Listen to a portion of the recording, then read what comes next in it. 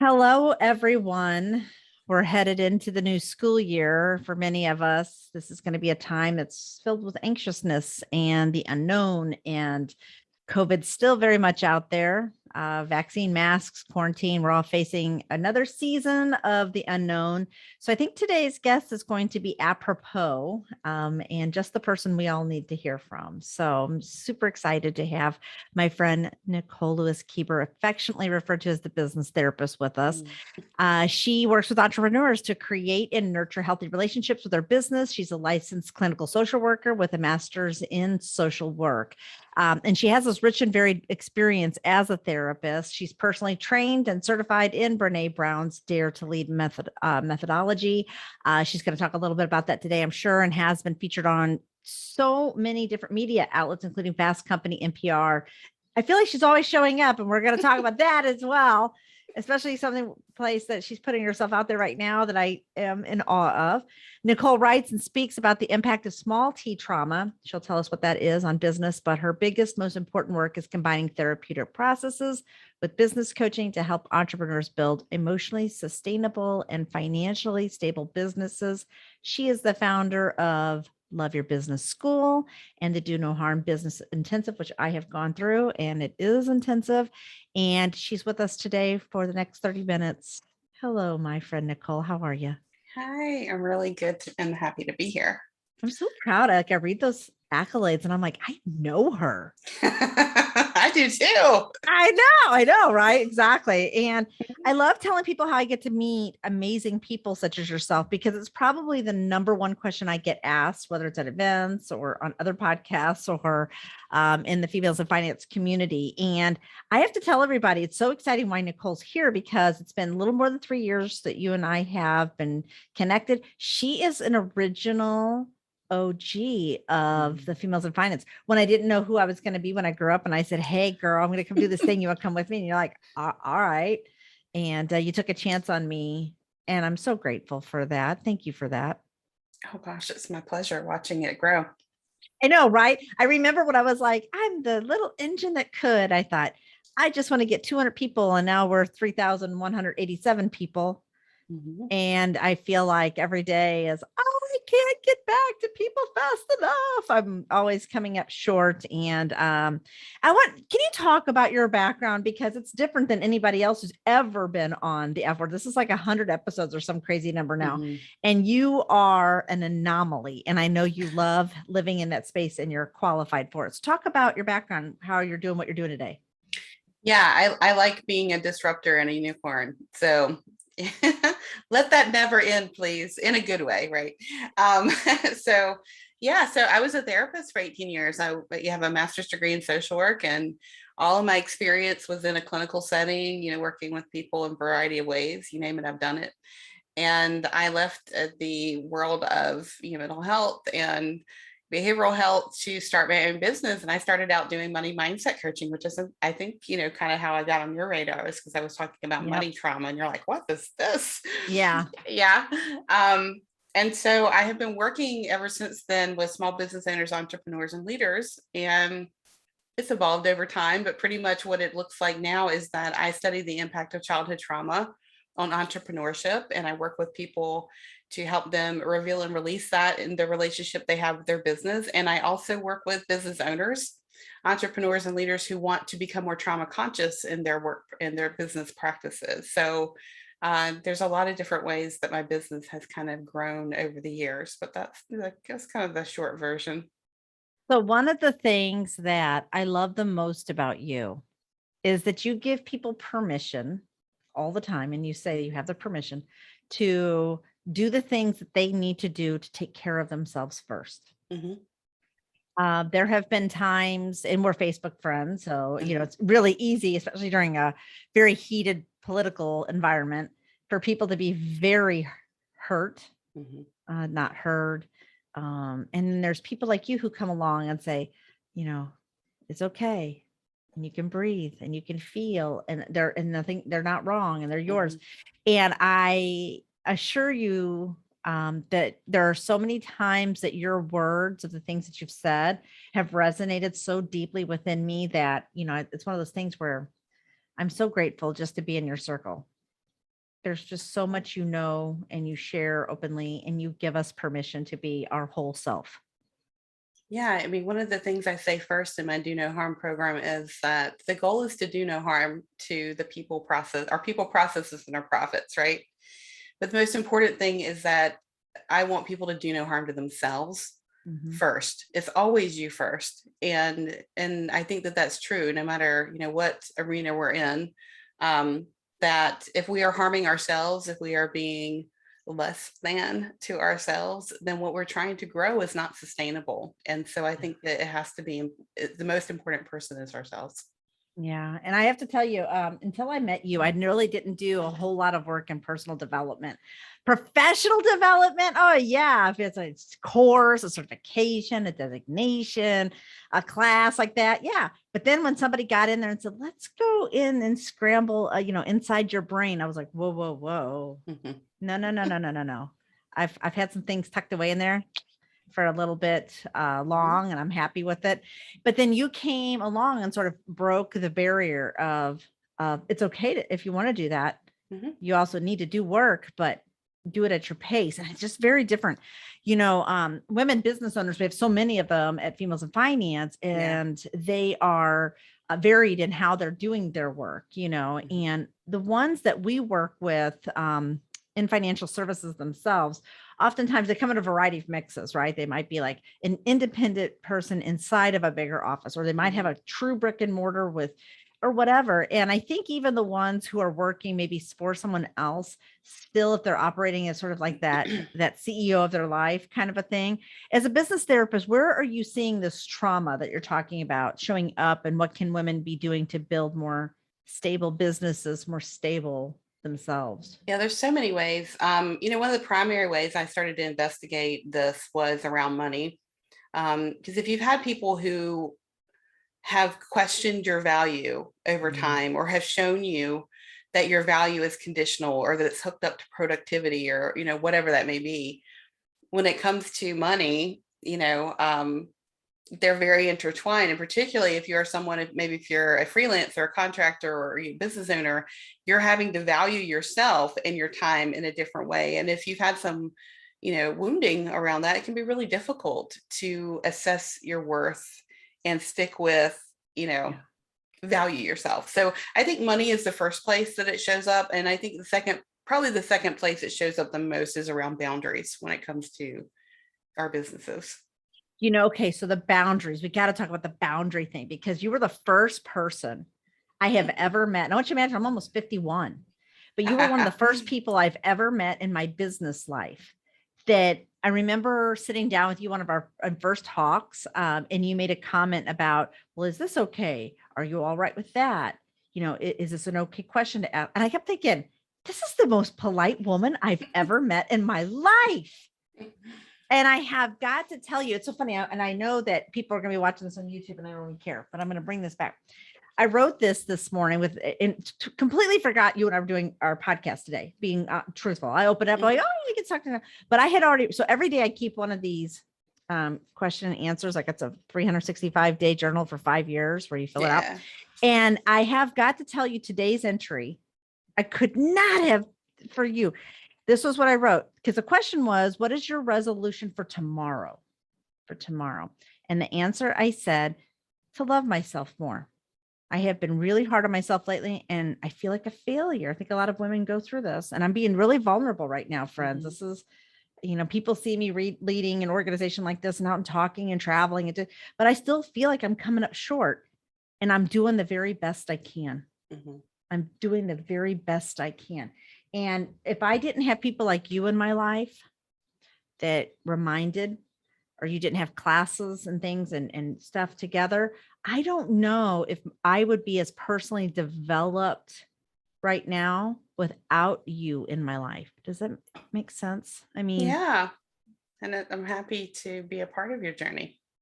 I love the things, and you share the most intimate of thoughts on your Facebook page, for example, where people will show up in a certain way and not respect boundaries.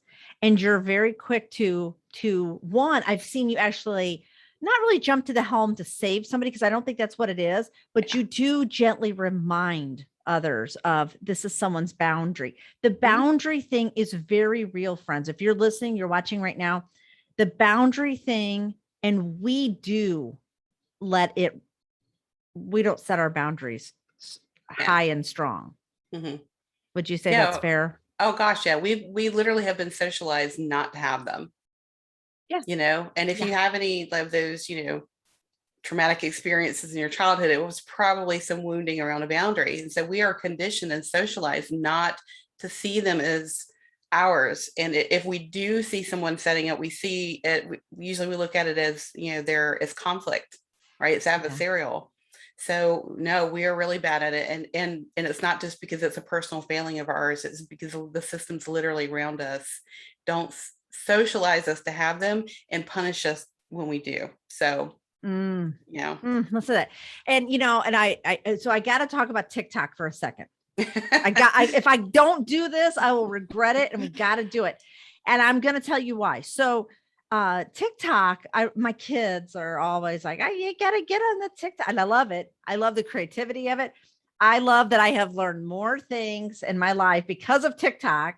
Thank you for the man who showed me how to take my oven door off, our double oven, because the main man in my life, Mr. Darrell, did not know how to do that. And then we watched the guy on TikTok and he's like, well, I'll be, it does come right off. But that is an area where I saw you come out and talk about really hard things on there in a very, just a very real way. Mhm. And it really gives people permission to be like, whoa, and one of the things I saw, and the reason I brought up the TikTok, and I want you to talk about that, but there was another woman I remember, and I like algorithmically, I think it's still got a lot to be desired on TikTok. Cause like I'll watch you and then I'll watch some idiot afterwards. I'm like, how's this fun? But I do want to say there was a woman who came on. So you were talking about toxic relationships on one of your TikToks. The very next woman, when I scrolled, this is what she said. And I thought, oh, I wanted to go back and feel like I should have been able to introduce the two of you. Because she said, women in society, everything about them, people are almost trying to make them disappear. Mhm. We have to be, for the most part, small, Mhm. unheard, Mhm. hairless, quiet. Our voices are too much. Not tone our jewelry down, tone our everything down.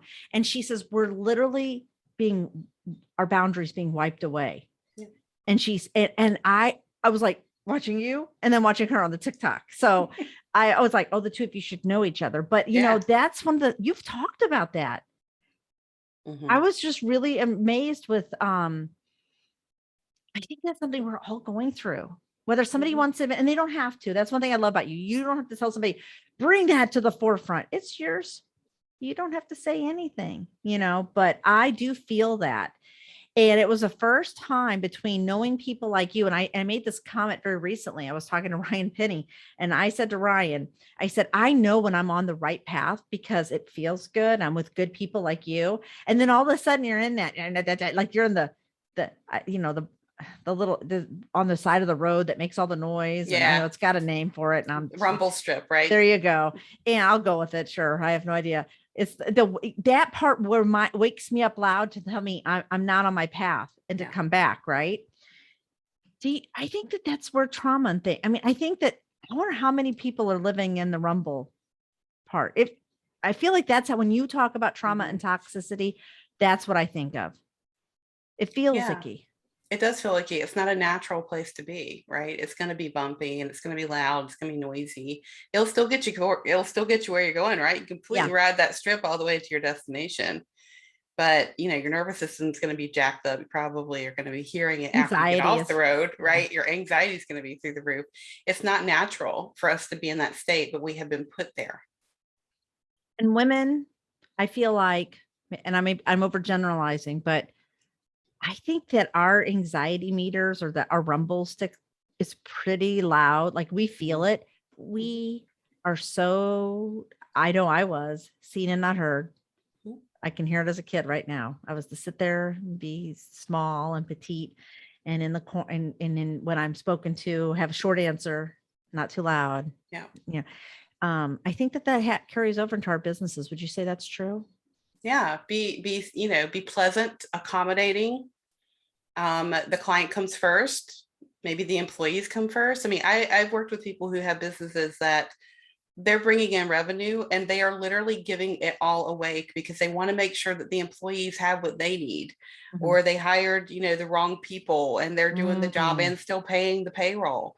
Being pleasant, accommodating, and quiet, and doing things that don't feel right to us because we want it to look right to other people. Like, it is such a disenfranchisement of who we were meant to be on this planet because of the systems around us that tell us who we're supposed to be, as opposed to us allowing ourselves to be who we are.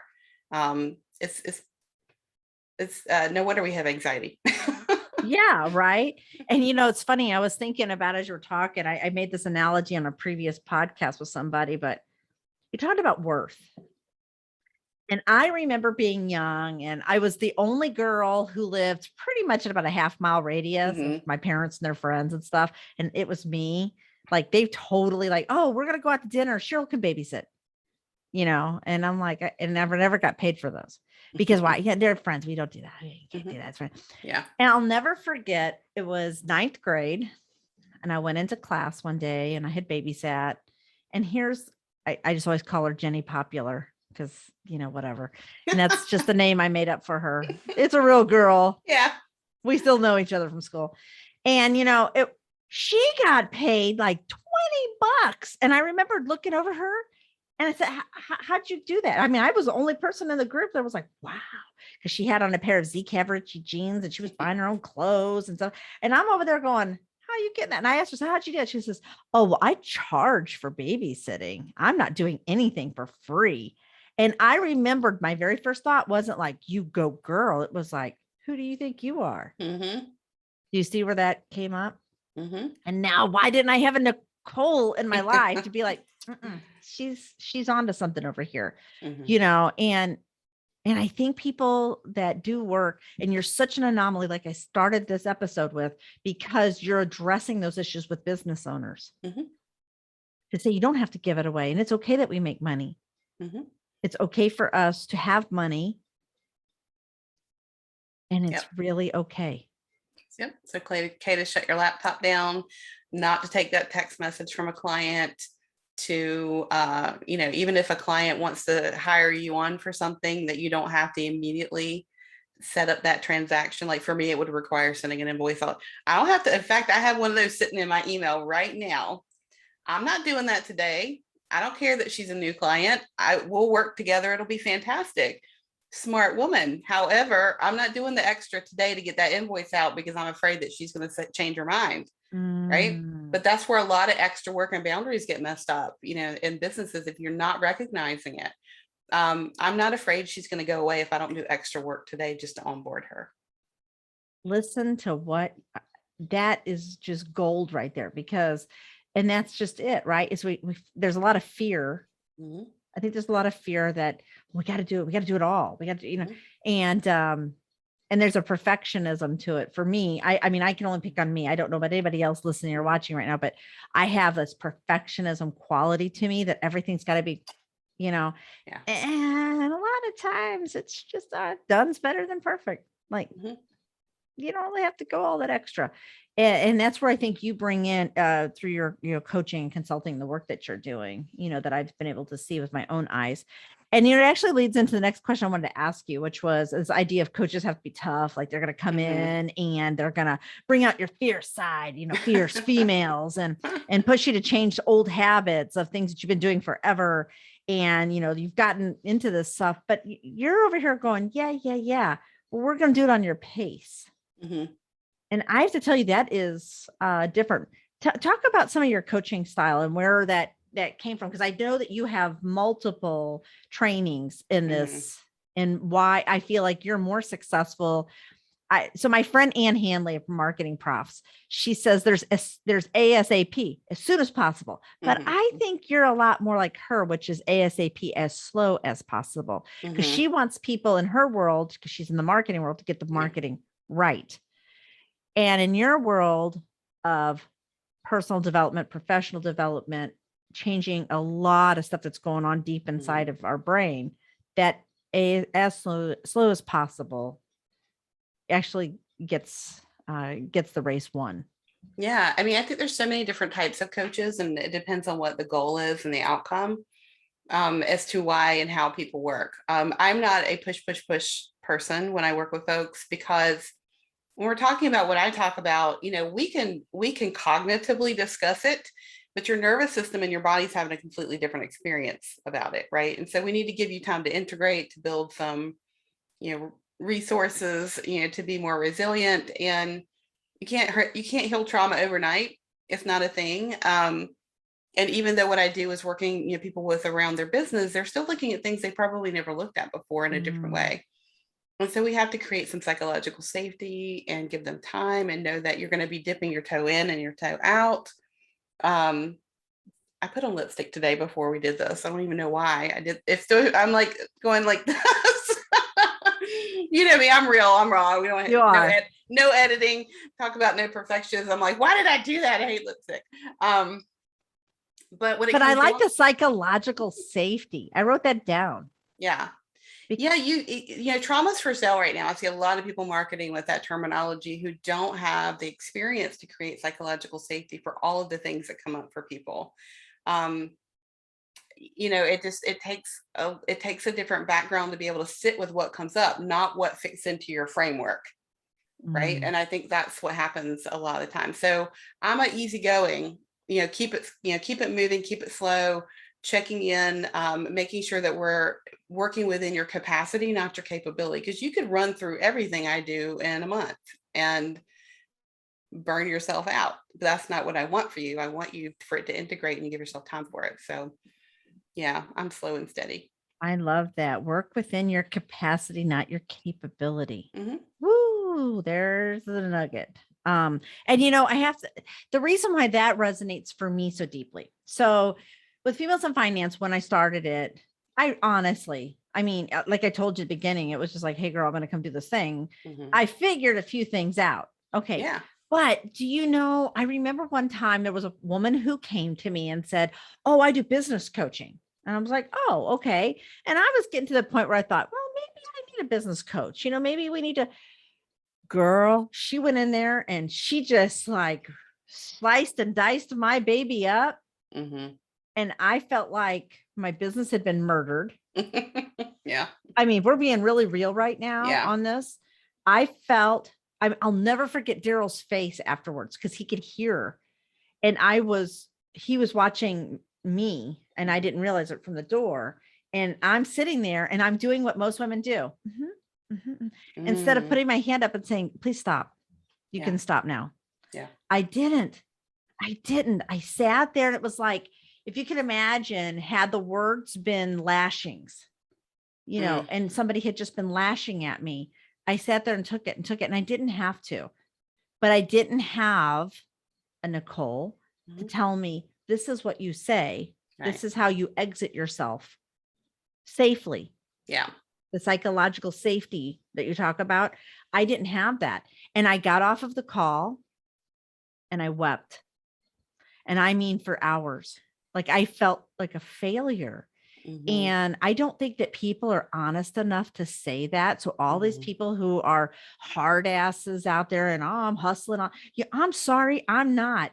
I'm soft and I'm tender. And business is my entire passion. And somebody just went, Yeah. and I felt exposed and I cried. And Yeah. I'll never forget, Daryl said to me, she's not your person. Yeah. Yeah. Exactly. And there's so much that happened there, right? There was no psychological safety was created. You went into a trauma response, which is to freeze, right? Your nervous system, I shut down, like, let's just be over and I will experience it later when I don't have this person talking to me and sitting with me and looking at me. And that happens a lot. And, that's one of the reasons why, you hear me out there kind of talking about doing no harm as a business owner, because a lot of harm happens in coaching spaces to the people that they're working with because Mm. of a lack of awareness about trauma, or not, and having no ability to really understand that if that person's just going, it's not because you are the most fantastic coach ever. They probably are not either absorbing what you're saying, or they could be having a trauma response to it. So I think that what you experienced is unfortunate, but very common. And And I'd thank God rather, for Daryl. yeah, I know. He really is such a good guy. But you know, it's well, a lot of people have critiqued me for being so honest before. Mhm, They've criticized. They've literally criticized, like, should you really be that open? mhm, You know? And I'm like, I found that the more that I'm real with people and tell people, like, running a membership organization is hard work. For mhm, anybody out there who comes to me, and trust me, plenty have, and said, "Oh, well, I could do this." You go do it. You go on, get about your way, because it is tough, tough, tough, mhm, tough. And to get up and show up and be excited and know that you are mission oriented and all of that thing. And yet, and imagine if they had had the skill set that you teach, mhm. and not only just from a business perspective, but from a parenting perspective. Yeah. If you were to have this child, and we love our kids, there's Mhm, nobody that I know. I don't have a single friend who doesn't adore their children. But had I had the skill sets of the things that you know and you teach, mhm. and taught that to my children, what would the ripple effect for that be? It's huge. It's huge. It's literally generational changing. I mean, Yep. and I grew up with this whole thing of, and I told you before, everybody makes talk about my Swatch watch. I told you, it's the first story I ever told you. I worked all summer buy that Swatch watch at Yeah. Famous Bar in St. Louis, and my dad walked in and said, "That piece of crap." I still remember that. I'm almost 51, and it was so important to me to earn that money. And yet, what I ended up doing was, I ended up now still I had that money stored for a very long time with me. Mhm. Like, yeah, do I need to go buy, $200 shoes? No, no, I'll just buy the $20 shoes. Yeah. Cause yeah, I don't need that. I don't need that. And then one day, and I have to tell you, that's another thing where my husband's really good at, cause he'll be like, no, no, no, we're staying at we just took the kids and went to Myrtle Beach, and my children were, I mean, floored, because we rented the penthouse of the Mhm, resort. And mhm. they walked in, and my son's like, bougie. He's all, and Daryl said, no, this is vacation. This is what you Right. do. And we saved for it so we could do these things, and you don't have to feel bad about it. Yeah. He was raised with a lot of really good, like, psychological safety you talked Mhm, about. He mhm. was raised with that. And I Yeah. think that that's really important. You know what I mean? That we have those things. This is really important. This is why I told you that anybody listening and watching right now, she's it. She is it. You just are amazing. Talk about this as we're wrapping up. I love actionable education. What are some things that you could impart on anybody listening or watching on YouTube right now, that they could, and what you talked about with trauma and with business owners and forming habits? Mhm. What's something you'd like for them to take away from this today? I think that if there's something that's not working for you within your business or within the position that you have or within your money, that as a instead of putting a new system or solution or some external thing on top of it to try and solve that problem, I would love for them to just take a breath and ask themselves, like, where have I seen this before? Why is this not working? What would Mhm. it look and feel like for me if it worked out the way I wanted it to? So that you can really start to understand that this could be an emotional challenge that you're trying to put some external business strategy solution on top of. So it would be to take a breath before you systematize it.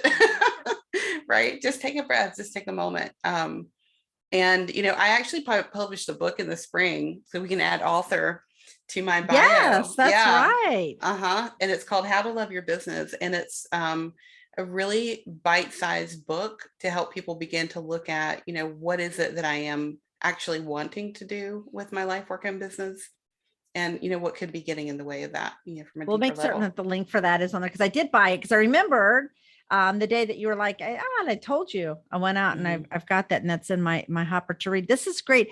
And I really hope that those listening on the podcast, watching this playback, take what she said to heart. We need the Nicoles in our lives, Mhm. because there's so much coming at us all the time, that even just the simple take a breath, Yeah. like if your Apple Watch tells you to breathe, Mhm. take the Mhm. time. It's a breath. It Yeah. is a 2-minute breath that you are. And then one of the things I like to do is, sometimes I think, my mom died when I was 6. would my mom want me under this much stress? Would my mother Hmm. want this for me? Yes. She loved me so, so, so, so, so, so much. She Hmm. would say, breathe, Cheryl. Yeah. You get that today. Hmm. So that's just, you're such a beautiful person. I always like to wrap these in fun ways. I get to ask you 3 Yeah. questions. And of course, you Okay. can say to me, I refuse to answer that. I do not want to answer that, and No, you'll thank not you. hurt my feelings. Because I've learned boundaries are a way to love someone. Mhm. How about this? You ready? You game? Yeah. Yeah. I'm game. Okay. What is one part of your morning routine? What's something that you do each day that you enjoy?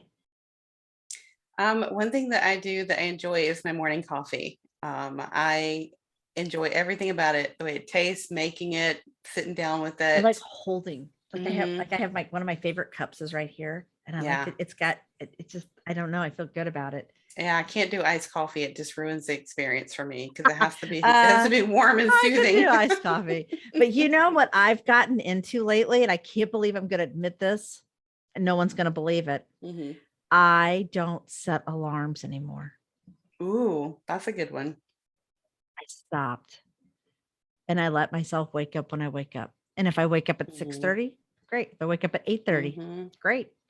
I do not work before 10 o'clock in the morning. I don't either. I'm really glad that you brought this up because I don't wake up to an alarm either. I wake up when I wake up and I don't start doing like client work until 12 and I don't get into my business till about 10. So I get a nice slow start. So yeah, I'm glad to hear that. Yeah. And I have to tell you because of something you said, it's about a year and a half ago, you and I were talking, and you allowed me the permission Mhm. to not let somebody break my boundary of 10 Yeah. a.m.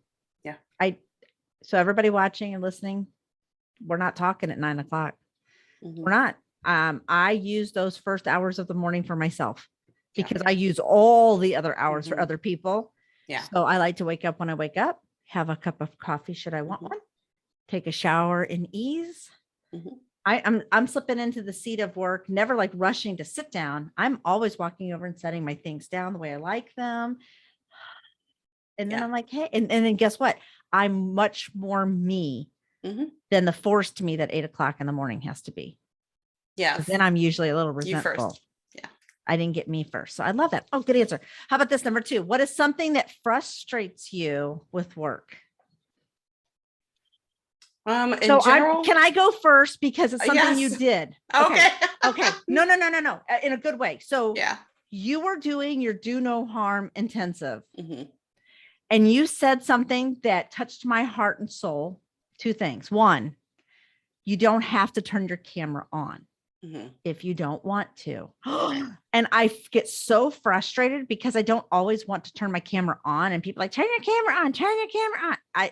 In fact, the first thing now I say to people is you do not have to turn it on. Mhm. You are okay. And I am 1000% fine with that because you know what? Yeah. I realize Zoom is overwhelming. Yeah, it And is. the second thing that you said that I have shared with probably 100 people now, and I'm no joke, do not take a screenshot and post it on social media. I absolutely, so every single person right now, I actually do not like that when people do that. I feel like that I was violated. Yeah. We were having a moment and talking, and you took it and you went and used it as a publicity piece or Mhm. a commercial or a whatever. I absolutely do not like that. So I wanted to tell you, you amaze me, my friend, because you said that in one of the things, and I was like, if I didn't love you more, and I know Jason loves you a lot, but I really was loving you at that moment. Okay. I was like, oh, I've told everybody. I was on the phone with Suzanne Carroll at NAFA, and I told her, I said, she goes, oh, me too.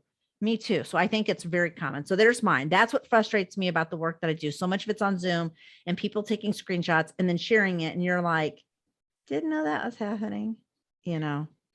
Yeah, I totally agree with that. And I think what frustrates me about the work I do is that, now that people know the word trauma sells, that they use it in ineffective and harmful ways.